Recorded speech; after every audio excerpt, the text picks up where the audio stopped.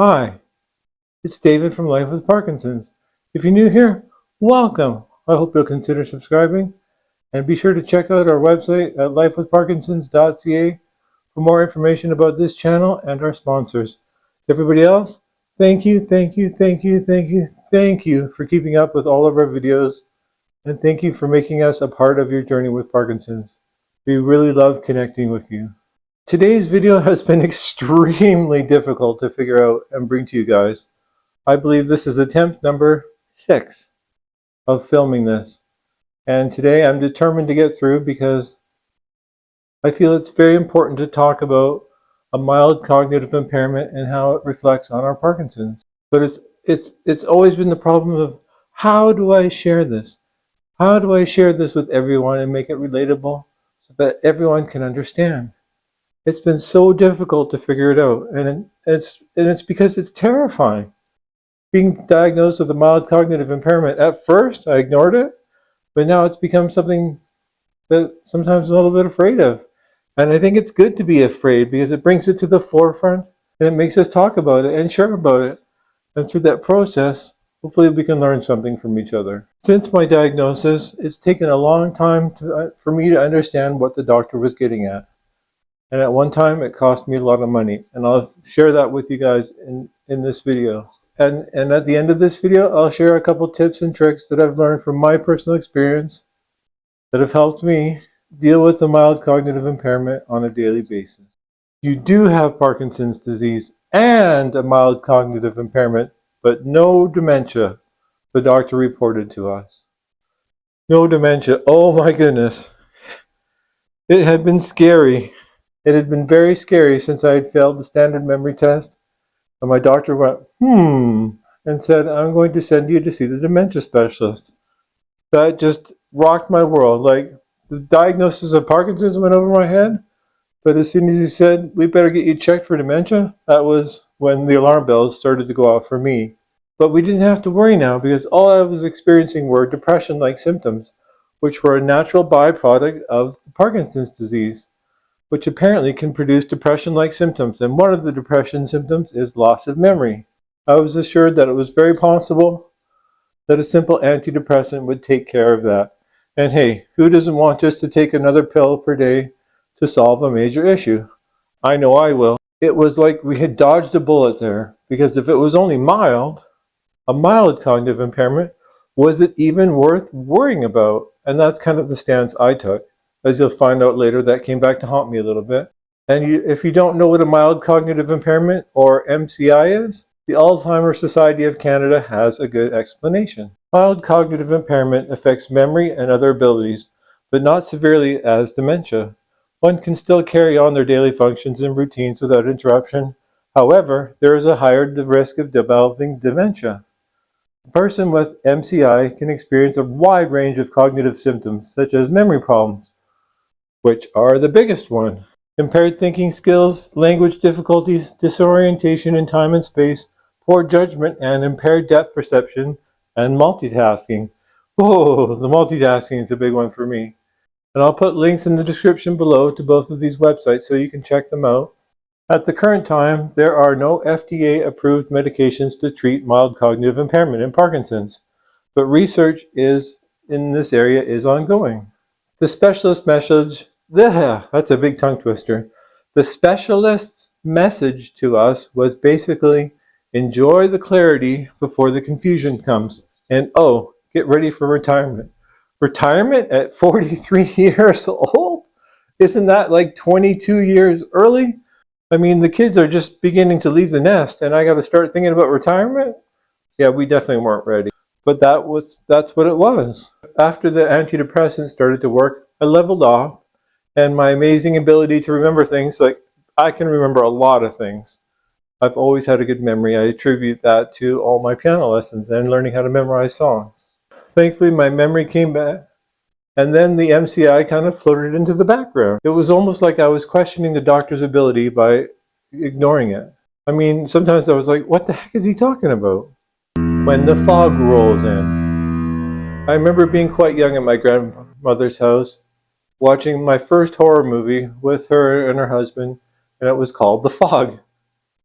I don't remember it being that scary because my grandparents weren't scared, so why should I be scared? That was kind of the stance I took on it. But that fog, I mean, when that fog rolled in, it was like just a dense, eerie blanket surrounding everything, and you just couldn't see anything. So being in a horror movie, sometimes you always know which of the characters are going to be picked off one by one, and you just want to yell at them, "Look out! What's going to happen? Why can't you see it? Why can't you get out of the way? I can see it happening. Why can't you?" And that the fog just surrounds them, and they go like, "There's another one." That's kind of how the MCI came on to me a little bit. Like all that time I had ignored it, but when it started rolling in and started affecting me, it was like, maybe there's something to this MCI after all. The biggest battle it produced for me was the good decision versus bad decision. Now this has a lot to do with my meds and being like on or just being off. Oh, I can't do anything. I need to go lay down. And that's literally not an exaggeration. And for those of you experiencing dramatic off and on times, I understand my on and off times probably aren't as bad as a lot of people out there. But for me, it is a lot like flipping a switch. During the height of the COVID lockdown, I took up stock trading, as a lot of other people did. With all that spare time, why not? We need something to do. Why not pick stock trading? Yay! I did really well in the beginning. The first 6 months, I nearly doubled my account, which I thought was really good. But the longer it went on, the more trouble I had managing the stress and anxiety of trading. It just got worse and worse and worse and worse. And what I eventually realized was that I was trading really early in the morning before my first dose of L-Dopa. So as my progression with symptoms went on, the more trouble I had making a good decision and sticking to a good decision, because when the fog rolled in, I would change my good decisions to bad decisions because I would get panicky and anxiety, and I couldn't deal with it. And then a little while later, tragedy struck our family, and I just did not cash out when I should have. And it just became a battle for me, like, I'm going to beat this. I'm going to find a way to beat this. And eventually, I finally got out with a big loss of my initial investment, and that was just too much. You know, the guilt from this disaster was very difficult to deal with.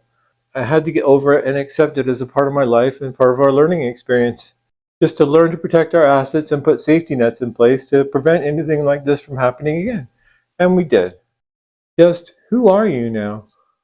Whenever I think about that question, it's like, who are you? Who?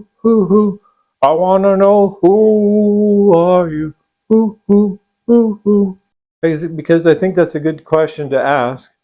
Because when you've got Parkinson's disease and then you pile a mild cognitive impairment on it, it's like these two interacting forces, and you just don't know which way it's going to go. Sometimes for me, it feels like a game between Dr. Jekyll and Mr. Hyde. Which one's going to come out? A couple things for me that I figured out for myself with help from others.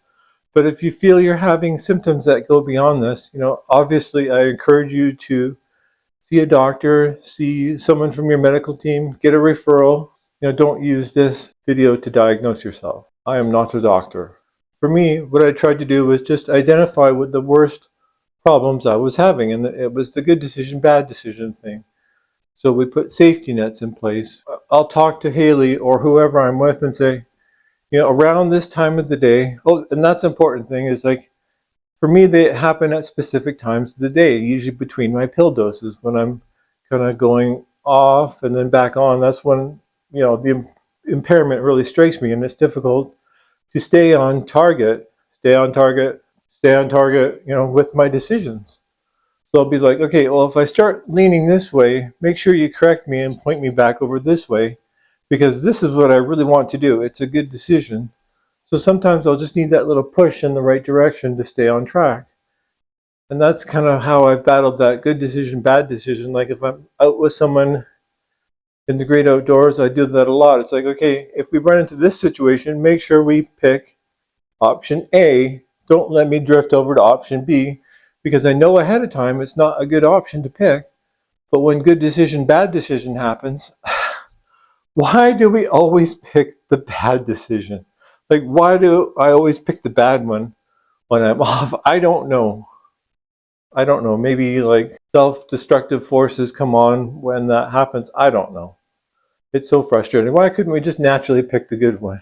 The next biggest thing that I have trouble dealing with is multitasking. Like, I'm trying to juggle two things. I can't do it. I can't talk on the phone and read a book. I can't have two conversations at once. You know, if I'm doing something and I'm concentrating hard and I get interrupted for a minute or two, it's like, okay, where was I? It takes me a little while to get back to where I was at the beginning. It's extremely difficult. Like, if I'm off and I'm having trouble walking and someone talks to me, it's like, everything comes to a grinding halt. I mean, all I can think about is the walking. Let me get somewhere and sit down, and then we'll have that conversation. The vision problem, yeah, I get that when I'm off too as well. It's hard to see properly, but when I'm on, I can, you know, read and have no problem. But the depth perception when I'm trying to walk is just difficult to deal with. And another thing is keeping my schedule. I need to have a rigid schedule. I can't take my pills at different times of the day. I need to have my medication on time. Every time there is a little bit of flexibility from time to time, but there's not a lot. I need to eat at a specific time, sleep at a specific time. For me, it's very rigid. You know, you got to work out what's best for you. What does the future hold? You know, for me, it's just keeping on track and keep doing what I'm doing. Just keep moving in the right direction. I'm not too worried about the mild cognitive impairment, but it's just been it's just been difficult to talk about. I appreciate you watching and supporting this channel and being part of my journey. Please let me know if you've been dealing with a mild cognitive impairment and if you've found anything that helps you in your journey. I would really appreciate it, and other people who read these comments would also appreciate it very much as well. Let's continue to take this journey together. I'll see you on the next one. Have a good day. Goodbye.